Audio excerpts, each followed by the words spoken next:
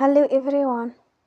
Today we talk about how to fix the app of Bookmate. We will go to settings,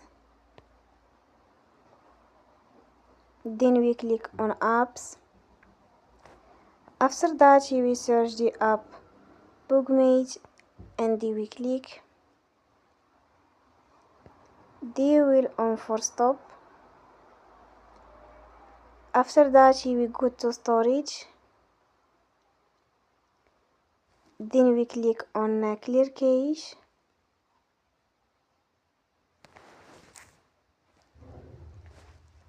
You will go to Play Store.